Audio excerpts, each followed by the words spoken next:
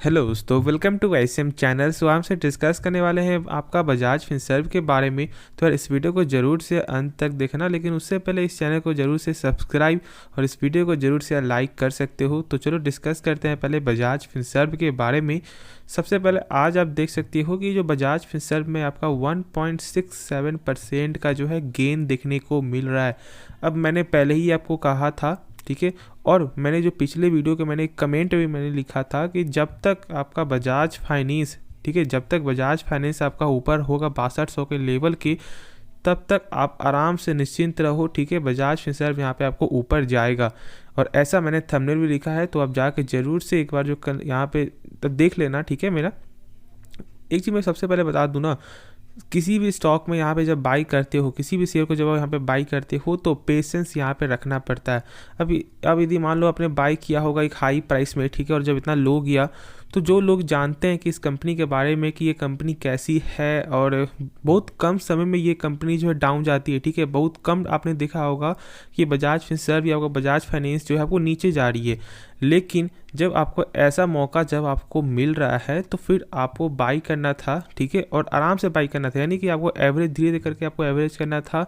और बहुत से लोग यहाँ पे एवरेज किए भी हैं, ठीक है, और उनका जो धीरे धीरे अच्छा खासा गेन होगा। अब आराम से निश्चिंत रहो।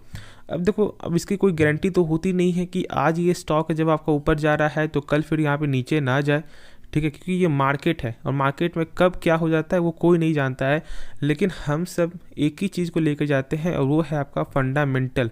जब कंपनी का जब आपका फंडामेंटल जब आपका मजबूत होता है, तो जब स्टॉक नीचे भी गिरता है ना, तो हम सबको ये आपका होप होता है कि नहीं, कंपनी आपका फंडामेंटल स्ट्रांग है, तो आज नहीं तो कल जो है वो आगे आपको जाएगा। और इसी के रिगार्डिंग भी बहुत से लोग जो है बाई करते हैं। बजाज फाइनेंस हो गया, बजाज फिनसर्व हो गया। और आप तो जानते हो कि यहाँ पे बजाज फाइनेंस का लगभग दो तीन दिन पहले की आपको न्यूज़ थी। क्या था कि यहाँ पे जेफरीज हुड, सर यहाँ पे जो जेफरीज के, ठीक है, क्रिस हुड ने आपको बजाज फाइनेंस को फिर से ऐड किया है। अब पहले क्या था, लगभग 2-3 मंथ पहले की बात है, ठीक है, ऑलमोस्ट, कि जो उन्होंने यहाँ पे स्टेक सेल किया था बजाज फाइनेंस का और लगभग यहाँ पे गिरावट भी आपको आते हुए दिखाई दिया था। लेकिन जब यहाँ पे ऐड किया है तो यहाँ पे आपको बजाज फाइनेंस आपको धीरे धीरे ग्रोथ कर रहा है और 6200 के प्राइस के ऊपर अभी फिलहाल जो है बजाज फाइनेंस जो है 6400 के ऊपर यहाँ पे चला गया है ना। तो वही चीज़ है, सारा गेम यहाँ पे पेशेंस का है। और मैंने शुरू से ही एक चीज़ आपको बताया हुआ है कि बजाज फिनसर्व एक अच्छा स्टॉक है और ये आप भी जानते हो, लेकिन आप पेशेंस नहीं रख पाते। आप पेशेंस यहाँ पे नहीं रख पाते और क्या करते हो कि एक अच्छे स्टॉक को यहाँ पे लॉस में बेच देते हो। बिल्कुल वैसा नहीं करना है, आपको आराम से जो होल्ड करके चलना है। लेकिन पहले हमसे कुछ जो इसके बारे में जान लेते हैं, यानी कि आज का टोटल आपका जो आपका यहाँ पर डिलीवरी पोजीशन वो क्या है और ब्रोकर जो टारगेट है वो तो मैंने आपको बताया हुआ भी है। तो पहले आप देख लो कि 49% का यहाँ पे आपका जो डिलीवरी वो यहाँ पे देखने को मिल रहा है, यानी कि शेयर में गेन भी है, ठीक है, और साथ साथ यहाँ पे लोग जो है यहाँ पे आपको माल उठा भी रहे हैं।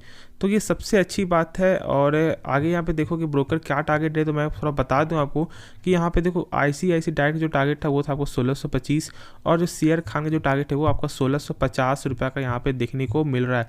अब क्या ये टारगेट के लिए क्या यहाँ पे बाई करना चाहिए? बिल्कुल भी नहीं, ऐसा गलती कभी भी मत करना। देखो ब्रोकर की कोई भी गारंटी नहीं होती।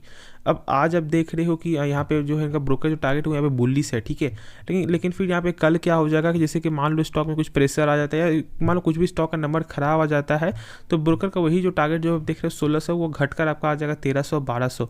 तो ब्रोकर कहने पे तो मैं कभी भी किसी स्टॉक को यहाँ पे बाई या सेल करने का मैं आपको सलाह देता ही नहीं। पर्पस आपका फॉर द लॉन्ग टर्म के लिए है, तो आप होल्ड करके चलो। और सबसे पहली बात, मैं ब्रोकर के बारे में यहाँ पे इस वीडियो में क्यों डालता हूँ और क्यों बताता हूँ, क्योंकि बहुत से लोग यहाँ पे क्या होता है ना, जैसे जब मैंने बोला कि यहाँ पे ब्रोकर ने टारगेट दिया है 1625 1650, तो जो लोग पैनिक हो रहे हैं ना, तो उनको एक यहाँ पे आपको हौसला मिलता है, नहीं ब्रोकर ने टारगेट दिया है यानी कि अब ये स्टॉक ऊपर जाएगा। लेकिन ये आप नहीं जान रहे हो कि ये कंपनी यहाँ पे ऑटोमेटिक यहाँ पे आपको आगे जाएगी ही फॉर द फ्यूचर में, क्योंकि इनका जो सेक्टर है ना, फाइनेंस आपका हो गया, इंश्योरेंस हो गया, ये सारा लॉन्ग टर्म का मार्केट है, ठीक है। अब देखोगे ना तो बहुत से लोग अब इंश्योरेंस में इतना ज़्यादा आपका जो कंसीडर हो गए हैं कि वो यहाँ पे एजेंट को घर बुलवा के यहाँ पे हर चीज़ उसके बारे में जान कर समझ कर जो है यहाँ पे आपको इंश्योरेंस बाई कर रहे हैं। लेकिन पहले ऐसा बिल्कुल भी नहीं था। पहले क्या था कि लोग आपको इंश्योरेंस से यहाँ पे दूर रहते थे, क्योंकि उनको ऐसा क्या लगता था कि यार इंश्योरेंस हमसे यहाँ पे मान लो 10,000 रुपये लगाएंगे, आपको हेल्थ इंश्योरेंस में 8 लगाएंगे और यदि 1 साल में कुछ नहीं नहीं होता है आपको भगवान की दया से, तो फिर ये 8,000 रुपये चला गया। लेकिन अब लोग यहाँ पे समझ रहे हैं कि आजकल का कंडीशन कैसा है, और जो 10,000 जो लोग यहाँ पे लगा रहे हैं ना, वो यहाँ पे लॉन्ग टर्म में आपका जो पूरा कंसिडर आपका हो जाएगा यदि कुछ भी हुआ तो इसलिए मैं बोलता हूँ कि कम से कम आपको हेल्थ इंश्योरेंस जरूर यहाँ पे बाई करना है। तो मेरा यहाँ पे कोई भी आपको प्रमोशन नहीं है, मैं आपके लिए बस मैं यहाँ पे बोल रहा हूँ, ठीक है। अब दूसरा आपको आता है फाइनेंस मैंने बताया, ठीक है। फाइनेंस एक ऐसा मार्केट है जो कभी ख़त्म ही नहीं होगा। लोन देख लो, जैसे मान लो आजकल यदि मैं आपको बोल दूं कि यहाँ पे आप जाके एसी खरीदो, ठीक है, तो लगभग 100% में 10% ही लोग जो है वो आराम से जाके एसी बाई कर लेंगे। लेकिन जो 90% लोग हैं ना, वो थोड़ा सोचेंगे, ठीक है, क्योंकि वो अपने यहाँ पे फाइनेंशियल कंडीशन को देखेंगे कि क्या हम सब यहाँ पे जो 40,000 35,000 रुपये लगाएंगे तो क्या इससे कुछ यहाँ पे आपको इम्पैक्ट हो जाएगा क्या उनके 1 महीने के बजट पे, ठीक है। तो फिर वो क्या करेंगे कि यहाँ पे आपका जो EMI में सामान लेंगे ना, वो आपका फाइनेंस करवाएंगे। तो आप इसी बात से समझो कि क्या फाइनेंस कभी बंद हो सकता है क्या? बिल्कुल भी बंद नहीं होगा। लोन कभी बंद होगा क्या? नहीं। देखो, लोन तो एक ऐसा चीज़, एक ऐसा मार्केट है ना, अब ऐसा मार्केट बन चुका है जो गरीबों को भी चाहिए, अमीरों को भी चाहिए, ठीक है। तो ये सब मार्केट कभी बंद नहीं होने वाला। बस आपको यही चेक करना है कि कंपनी जो है, यानी कि आपका बजाज फाइनेंस हो गया, ठीक है, फाइनेंस की जितनी भी कंपनी जो भी आपने बाय किया हुआ है, बैंकिंग स्टॉक बाय किया हुआ है, उसका बस आप यहाँ पे NPA चेक करो कि NPA कितना है। अब मैं बता दूँ, NPA का मतलब आपका होता है बैड लोन, यानी कि एक ऐसा लोन, ठीक है, जो बैंक को कभी वापस मिलता ही नहीं, यानी एक ऐसा लोन जो कभी आपको फाइनेंशियल कंपनी को कभी मिलता ही नहीं। अब RBI के अनुसार किसी भी बैंकिंग या किसी फाइनेंशियल कंपनी का जो लोन है ना, ठीक है, वो NPA जो है वो 3% से ज़्यादा नहीं होना चाहिए। अब देखो, एक मैं आपको एग्जांपल बता रहा हूँ, ठीक है, इसीलिए आपको नहीं समझ में आ रहा है तो एग्जाम्पल यहाँ पे क्या है, जैसे कि मान लो आपने बैंक से लोन लिया और आपने एक भी किस्त जो है पे नहीं किया है, तो बैंक को क्या लगेगा कि उनका पैसा मिलना बहुत ही कम चांस है, ठीक है, क्योंकि आपने 3 महीने तक पे नहीं किया। यदि आपको ऐसा हो सकता है कि शायद जब मान लो यहाँ पे आप, जिससे मान लो आप दिल्ली पे रहते हो, तो कहीं आप छोड़कर कहीं आप और चले गए हो, ठीक है, इसलिए बैंक को यहाँ पे दिक्कत हो रही है पैसे लेने पे, तो वो एक पेंडिंग में चला जाता है। और इससे क्या होगा कि बैंक का जो लोन जो है ना, वो यहाँ पे बढ़ता जाएगा, और एक ख़राब चीज़ है। और NPA इतना यहाँ पे इम्पॉर्टेंट होता है किसी फाइनेंशियल, किसी बैंकिंग कंपनी का।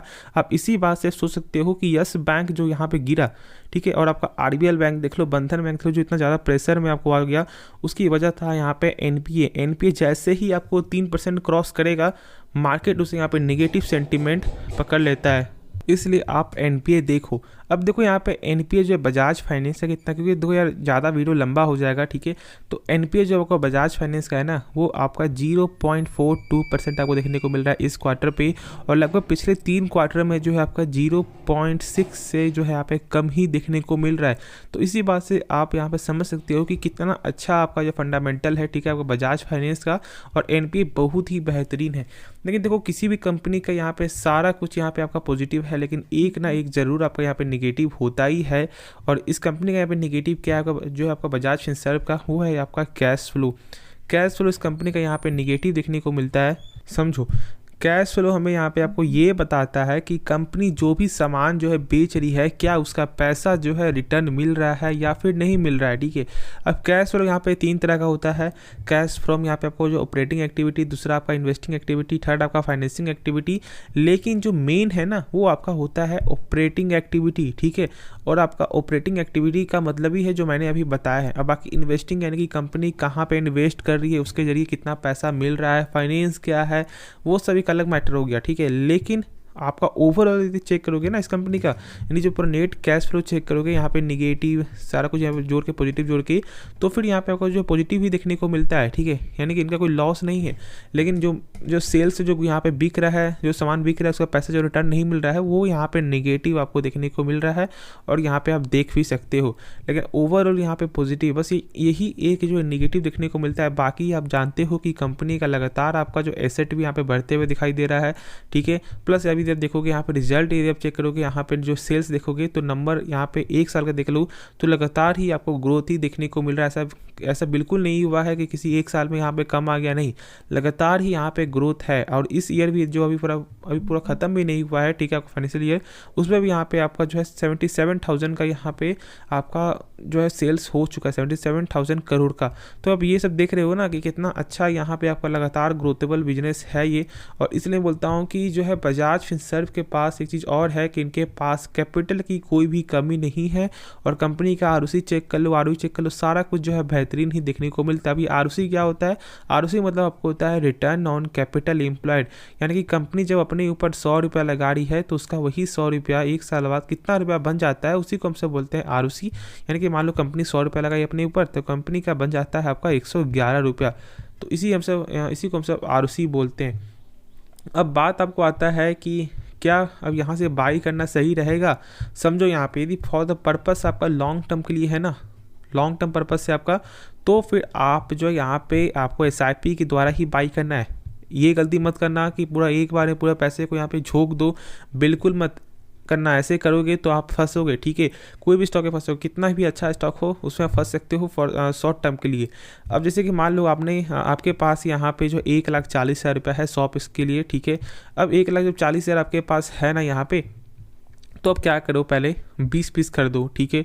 20 पीस खरीदो, 100 पीस के लिए आपके पास है, 20 पीस खरीदो। फिर जब यहाँ पे थोड़ा गिरावट होगा 100 पॉइंट मान लो गिरेगा, 20 पीस खरीदना, फिर 100 पॉइंट गिरेगा, फिर 20 पीस खरीदना, नहीं गिरेगा छोड़ देना, 40 पीस में ही आप जो यहाँ पे संतुष्ट रहना, ठीक है?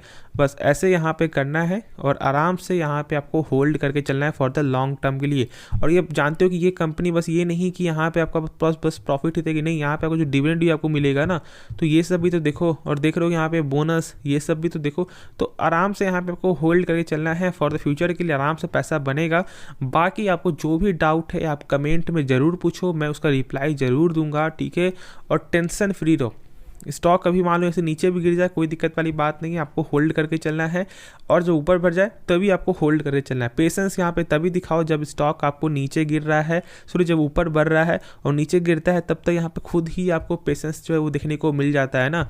तो पेशेंस रखो फॉर द यहाँ पे गेनिंग में, गेन बढ़ेगा तब पेशेंस दिखाओ, उसके बाद देखो यहाँ पे क्या आप फोड़ते हो और कितना पैसा मार्केट से लेकर जाते हो, उसके बाद बोलना कि हाँ आपने जो बोला वो सही बोला है, ठीक है?